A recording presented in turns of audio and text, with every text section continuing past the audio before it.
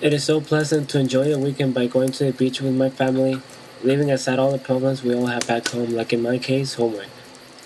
When I go back home, I'm stressed breaking my back to finish an English essay that was assigned to me 2 weeks ago. This is a typical Sunday in my life. I'll do that later, I have no time, is what I will always say. But I should have not said that on that particular day. Procrastination would give me a lesson that I will never forget. This experience was worth to make ashamed.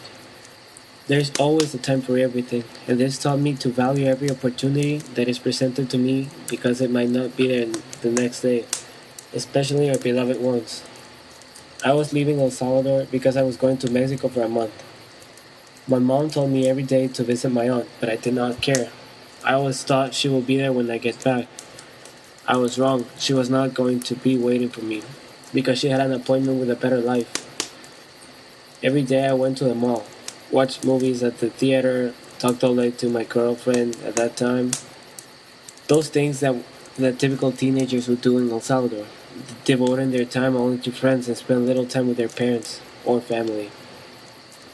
I simply did not know the gravity of her situation, which now makes me want to go back and make things different.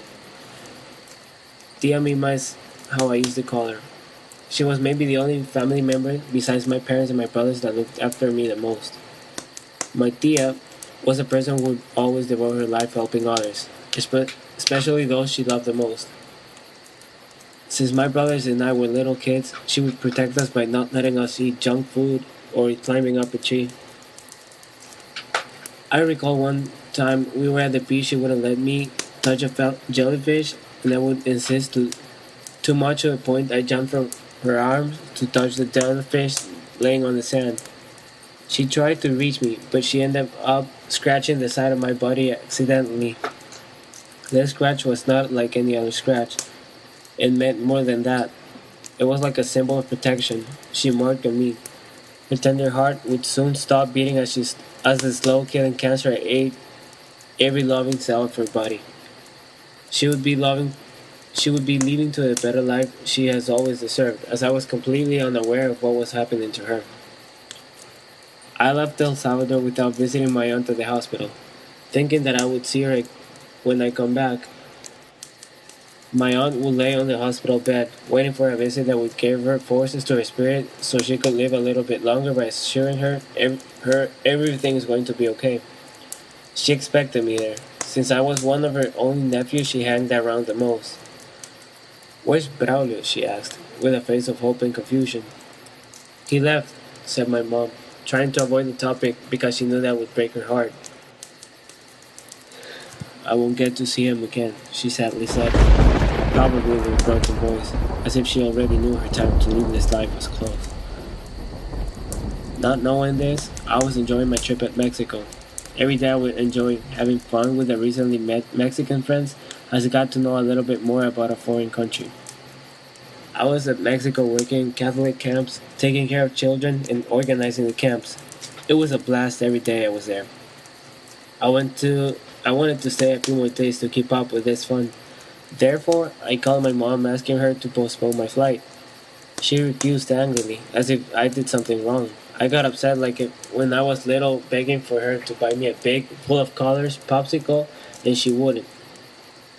I passed the phone over to the person in charge of me to convince her to let me stay more time. A few minutes later, he told me that she wanted to talk to me. His eyes were looking at me with this expression of pity. I knew something was not good. Again, I asked if I could stay, but this time she responded with really bad news. She told me Tia Mima passed away 2 days before that day. I was completely shocked, paralyzed. It felt like if somebody slapped my face very hard and I wouldn't give it back because I would be too surprised. I had the time to say goodbye, and I did not care. I just cared about going out with my friends and my own entertainment. I could not forgive myself for being so stupid and careless. Homework, essays, everything related to school wouldn't matter if I procrastinate by making sure I would do it well. This is a totally different case. This was a bad habit that ended in a serious consequence. If I would go back to time, I would run to that hospital just to see her eyes full of love and thank her for being part of what has made me the man I am now. Sadly as it is impossible to change it, and I must not regret this for my whole life because life keeps moving on whether I overcome this experience or not. Time never stops. We all have to keep up to the pace and do what it must be done at its proper moment. Nothing is forever. Make every second count.